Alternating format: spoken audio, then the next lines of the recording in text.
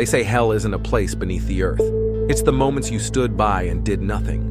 The seconds that stretched into hours while someone was drowning. And you told yourself, it's not my problem. Sometimes the most dangerous cruelty isn't what we do to each other, but what we allow to happen when we turn our heads away.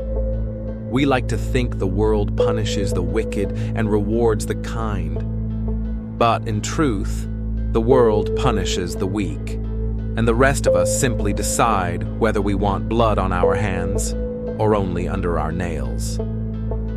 Carrie White was the kind of girl you didn't look at for too long. Her very existence made people uncomfortable, like a crack in the porcelain mask of the school hallway. She didn't wear the right clothes. She didn't speak the right way. She smelled faintly of the musty air from a house that had known more prayers than laughter. You could feel it radiating off her, an invisible scent of difference, and difference is dangerous in the halls of adolescence. Here's the truth people don't like to admit. Cruelty rarely starts in the heart of a villain. It begins in the casual smile of a friend who joins in just to fit in. It grows in the silent nod of someone who doesn't want to be next. We always imagine ourselves as heroes, but most of us are audience members in the theater of another person's destruction, quietly eating our popcorn, relieved it's not us on stage. When they laughed at Carrie in the locker room, when they pelted her with tampons and screamed words too ugly to repeat, it wasn't just about making her feel small. It was about reinforcing the pecking order. It was about saying, here is where you belong. And when the teacher walked in, her anger barely masking her disgust, even that wasn't compassion, it was control. A teacher's pity is a colder blade than a bully's fist. You have to understand something about humiliation. It doesn't dissolve with time. It calcifies. It becomes a fossil embedded in the soft tissues of your memory. Every smirk, every shove into a locker, every whispered freak, they accumulate, layer upon layer, until you're carrying a mountain no one can see, and when that mountain shifts, when the fault line in your chest finally cracks, people act surprised, as if they never noticed the weight you were under.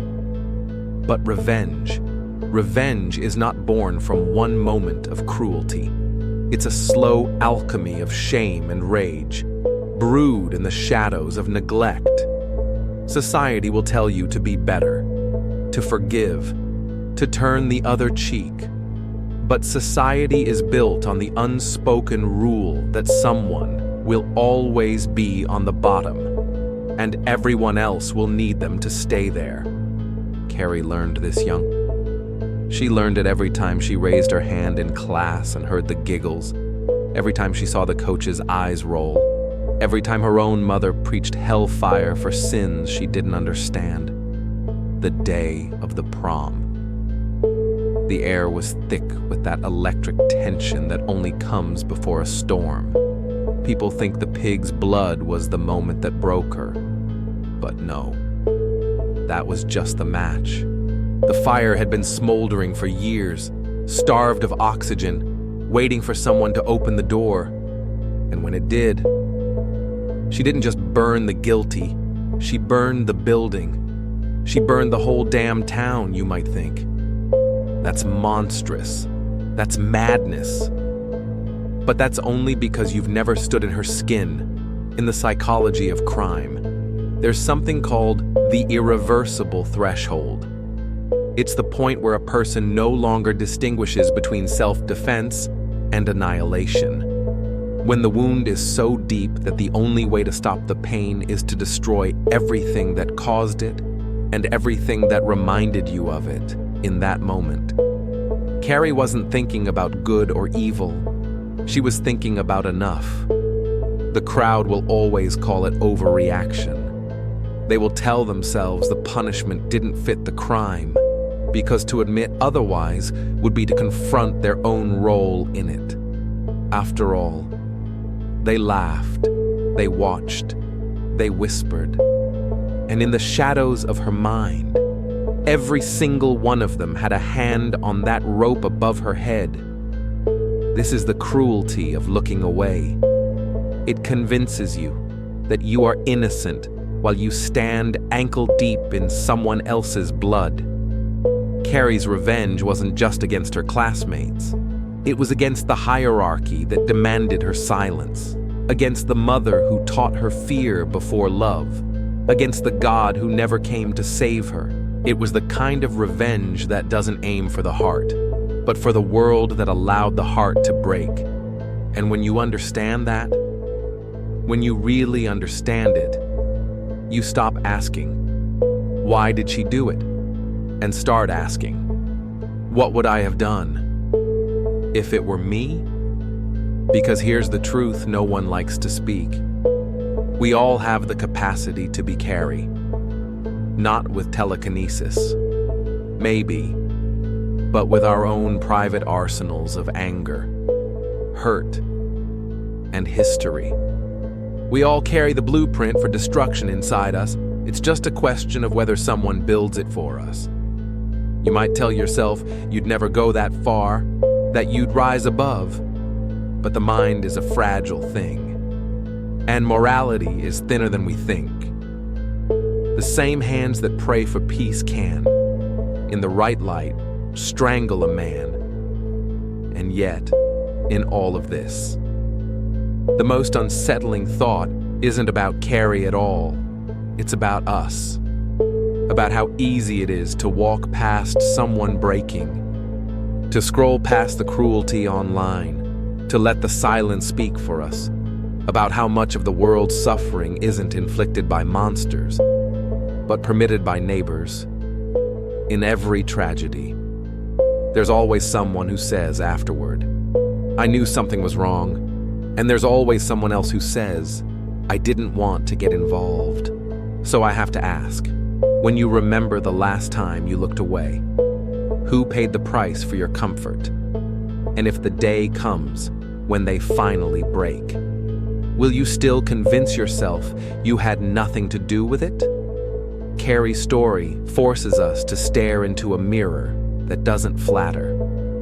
Not the kind of mirror that tells you whether your hair is in place or your smile is charming, but the kind that strips you bare, makes you face the part of you that thrives on the downfall of others, even if only from the shadows. Most people aren't sadists. They don't get their pleasure from causing pain directly. But they are voyeurs. They watch. They linger. They smirk when no one's looking. And in the court of human cruelty, the witness who refuses to speak is as guilty as the executioner who drops the blade. Every school hallway, every office, every family table has its designated victim, the one who absorbs the tension so the rest of us can breathe. Carrie was that sponge for her world, soaking in every drop of venom so others could leave feeling lighter. The thing is, sponges can only hold so much. Eventually, they drip. Eventually, they flood. And when they do, we act shocked, as though the overflow wasn't inevitable from the start. Carrie's rage wasn't supernatural. It was human. The telekinesis was just an amplifier, a cruel twist of fate that made her breaking point spectacular instead of invisible. Most people reach theirs quietly. They quit the job. They disappear from the friend group. They retreat into rooms where the lights stay off for days. But Carrie's collapse had no shadows to hide in. It was center stage, lit by flames, the audience trapped in the seats they had chosen for themselves. Psychologically, her revenge was less about power and more about reclaiming agency. Imagine spending your entire life in a locked room. You learn the shape of the shadows, the smell of the air, the sound of your captor's footsteps. And one day, The door is not just unlocked, it's blown off the hinges. You don't walk out gently. You run, you scream, you smash windows on your way.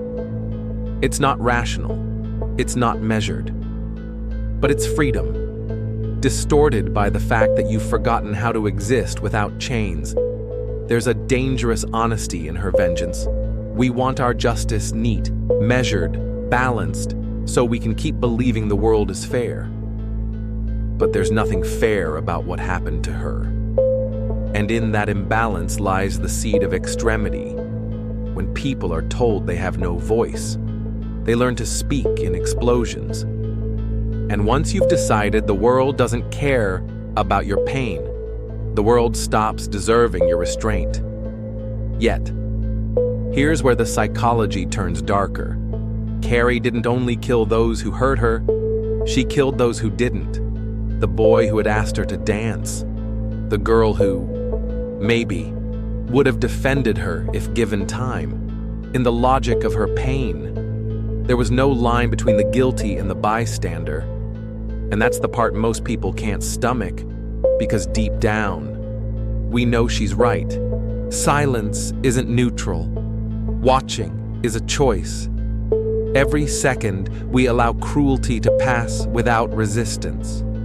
We become part of the mechanism that makes it possible. Think about your own life, the moments you stood frozen when someone was cornered, when you chose your safety over someone else's dignity. We tell ourselves, "It's not my fight," but that phrase is a quiet confession. I am willing to let them burn if it means I stay warm. And what Carrie did was force the warmth into an inferno, so no one could pretend the fire wasn't theirs. Her final moments, bloody, exhausted, standing in the rubble of everything, weren't victory, they were clarity. Every wall she brought down, every life she ended, was an answer to a question the world had been asking since she was a child. What will happen if we push her just a little further? They found out. And in that answer is a warning, one we rarely hear because we'd rather not. We live in a culture that loves to dissect the monster, but rarely the mob that made her. We want the comfort of saying, "She was crazy," instead of asking, "What did we do to drive her there?"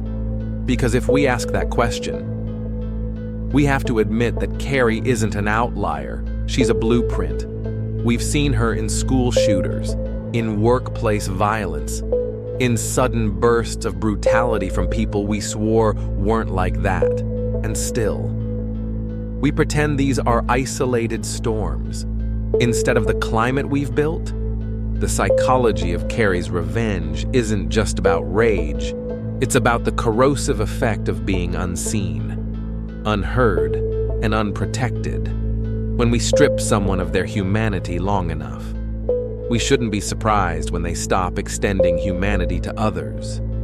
The scariest part? This transformation doesn't require superpowers. It only requires time, pressure, and neglect. So we are left with a choice, not about whether we would have been the one to dump the blood, but whether we would have been the one to laugh, whether we already have been, and whether, right now, there is someone in our lives standing under a metaphorical bucket, waiting for us to decide if we'll be the rope puller or the hand that stops it. If the story of Carrie teaches us anything, it's that the cost of looking away is never paid in the moment. It's paid later, in screams, in flames, in the kind of silence that follows when everything is already gone. And by the time you realize the price, it's too late to bargain. So I'll ask you, when the next Carrie crosses your path, will you meet her eyes? Or will you be one more face turned safely away? Here's the part no one likes to confront. Most Carries don't explode in a single night of fire. Most of them decay quietly. They sit in back corners of classrooms, offices, cafeterias, Family dinners, listening, absorbing, shrinking, and because there's no pig's blood, no screaming crowd, no building collapsing in flame, we convince ourselves that everything is fine, that they're fine. But invisibility is just another form of slow death. It's a way of erasing a person while they're still breathing. The mind under siege doesn't break cleanly. It warps. It bends reality until kindness feels suspicious and cruelty feels inevitable. When Carrie looked in the mirror, she didn't just see herself. She saw every laugh, every shove, every scripture-tinged insult her mother hissed. Her own reflection was a patchwork quilt of other people's hands. That's the danger of sustained humiliation. It colonizes you. You stop belonging to yourself. And yet, the world will tell you that the strong rise above, that the noble response to cruelty is silence, or forgiveness, or some noble martyrdom where you bleed quietly so others can keep their consciences clean. But here's the truth. Rising above only works in a world that punishes those who strike down. In Carrie's world, and in ours, the bullies aren't punished, they're celebrated. They're crowned prom king and queen. They get applause for the same hands that held the rope. What made Carrie's revenge so horrifying wasn't the telekinesis, it was the precision. She didn't lash out blindly at first, she chose her targets. She knew who laughed the loudest, who rolled their eyes when she spoke, who saw her pain and chose amusement over action. And in that choice, those people wrote their own death warrants. That's the cold arithmetic of vengeance. When empathy is withdrawn, mercy is optional. The criminal psychologist in me sees Carrie not as a mystery, but as an inevitability. You can map her breaking point like a fault line on a seismic chart. Every humiliation was another tremor. Every day without protection was another crack in the earth. And when the quake came, it didn't care about the moral worth of the buildings. It leveled them all. Because by then, there was no separation between victim and spectator in her mind. The entire town had been part of her prison. Still, there's a deeper tragedy here, one more chilling than the body count. Carrie's revenge did not heal her. That's the myth we like to believe about vengeance, that once the scales are balanced, the pain will stop. But Carrie's last moments were not triumphant. They were hollow. She stood surrounded by fire, not freedom. Because you can burn the world to ash, but the embers in your chest still glow with the same rage, the same sorrow, the same absence of love that lit them in the first place. And maybe that's the part we should fear most, not the destruction, but the emptiness that follows, when you've given everything to your anger, when you've carved your identity into the weapon you've become. What's left when there's no one left to strike? For Carrie, there was no answer, only silence, only the realization that she had become the thing she feared, someone who took pleasure, even for a heartbeat, in another's suffering. We like to think we're better than her, that in her place. We would have chosen differently, but history and the nightly news prove otherwise. Push anyone far enough, and the difference between hero and monster becomes less about morality and more about opportunity. The line isn't fixed, it moves with the weight of our wounds. So, maybe the real question isn't whether Carrie was justified. Maybe the question is why no one stepped in before she had to choose. Why every open door in her life led either to ridicule or to walls so high she could barely see the sky. Why we let people get to that place where destruction feels like the only language left to speak. Because here's what no one tells you. It is infinitely easier to create a Carrie than it is to save one. It takes months, years, of small cruelties and public shames to turn a quiet girl into a force of vengeance. And it takes almost nothing to stop it before it starts. A hand on the shoulder, an honest defense, the kind of human recognition that says, I see you, and you matter. But those moments are rare because they require us to risk something. And most of us, if we're honest, don't like to risk. So we do the easiest thing. We look away. We convince ourselves that someone else will step in, or that the person will toughen up, or that the cruelty is just how things are. We choose comfort over courage. And then, when the storm comes, we clutch our pearls and ask how it could possibly have happened. Carrie's revenge is an answer to that question. It's an ugly, unflinching reminder that every bystander shares the guilt.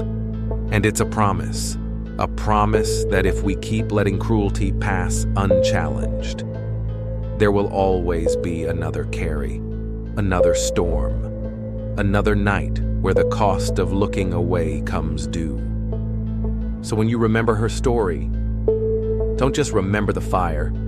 Remember the moments before, the years before, when someone could have spoken, but didn't. And ask yourself, if that moment comes again, whose side of the rope will you be on? Because here's the paradox. We want to believe that evil announces itself, that it wears a clear face so we can see it coming. We imagine red flags, warning bells, trembling ground before the quake. But the truth is far less cinematic. Evil often looks like laughter in the back row, like an ignored bruise, like a hand that could have caught someone but stayed at their side instead. It looks like nothing, and that's what makes it so easy to miss until it's too late. Carrie wasn't born with darkness in her. She was shaped into it, pressed, molded, and fired in the kiln of other people's indifference. Her powers might have been supernatural, but her rage was made by human hands. And it's that fact that makes her story unbearable, because it means the next Carrie could be anywhere, in your school, at your job, sitting beside you on the bus, waiting, silently, for the day when the air finally breaks.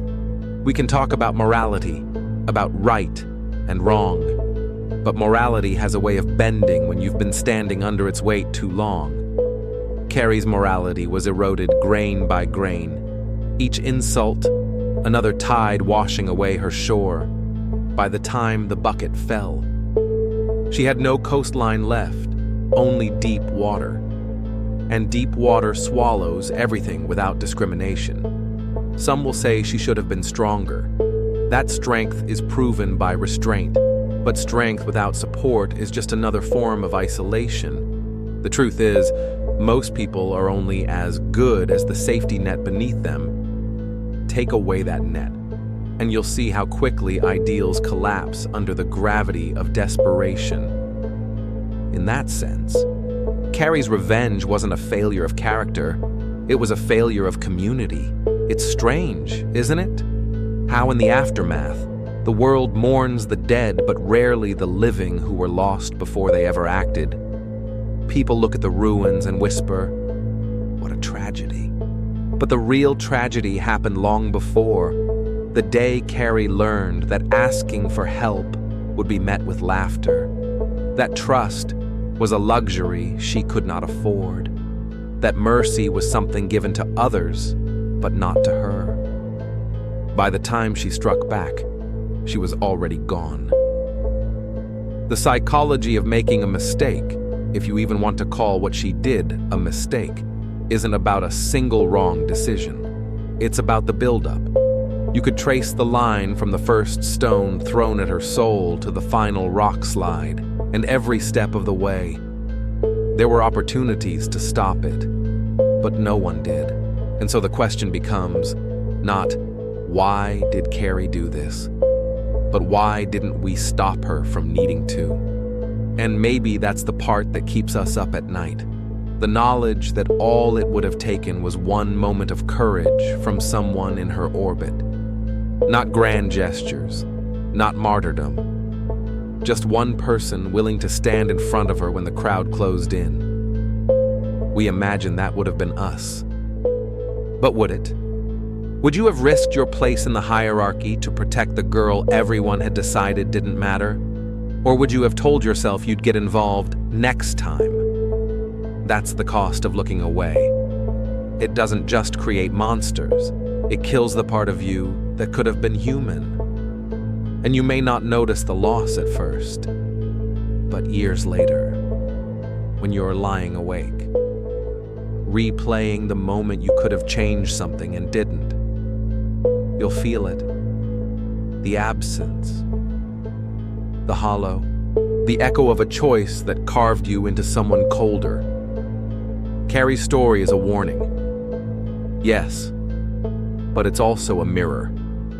It shows us the ugliest parts of ourselves, the way we ration our compassion like it's a finite resource, the way we keep our hands clean by refusing to touch the wounded. And if you look into that mirror long enough, you start to wonder if the bucket were hanging over you, if the rope were in someone else's hands, how many people would step in? How many would look away? And more importantly, when you see someone else standing there, shivering in the spotlight, how quickly will you decide that their fate isn't yours to change? Because the truth is, every time we decide it's not my business, we cast our vote for the outcome. We might not be the ones holding the bucket, but our silence keeps it steady. That's the uncomfortable part, realizing that inaction is a form of action.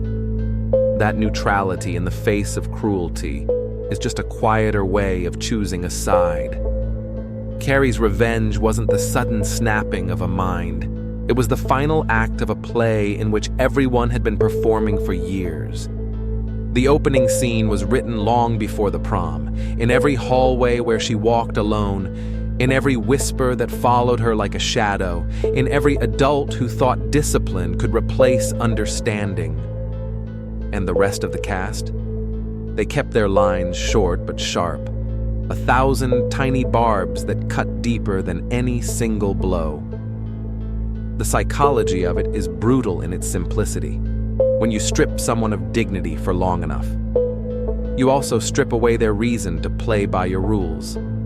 Rules are for those who feel they belong. Carrie never belonged, not at school, not at home, not even, perhaps, in her own skin. And when you have nothing left to lose, morality becomes just another word other people use to keep you in line. But there's another layer here, one that's even harder to face. For some, watching someone else's humiliation feels like a kind of relief.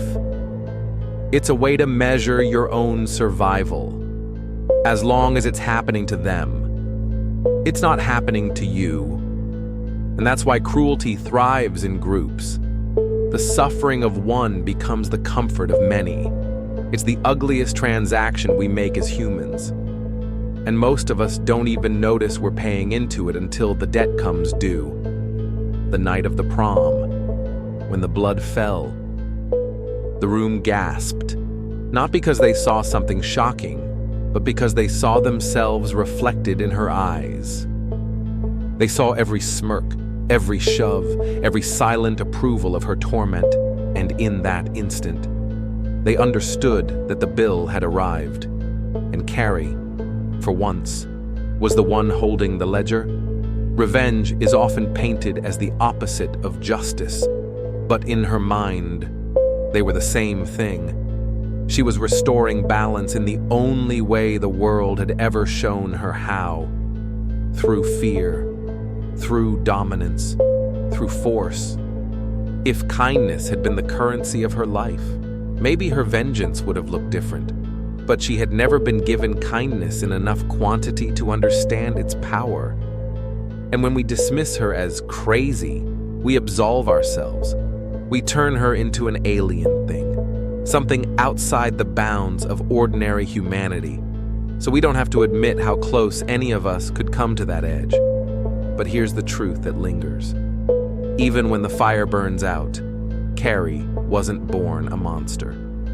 She was made one, and if she could be made, then anyone can. So the next time you hear the quiet laugh at the back of the room, the casual cruelty dressed as a joke, the whispered rumor meant to cut someone down, remember this. You might think you're just passing time, keeping the peace, avoiding trouble, but you might also be laying the foundation for a day when the person you ignored decides the world has ignored them for the last time. And when that day comes, when the air smells of smoke and the ground trembles beneath your feet, will you still believe you had nothing to do with it? Or will you finally understand that the cost of looking away is always paid in blood, in silence, in the pieces of humanity we can never get back?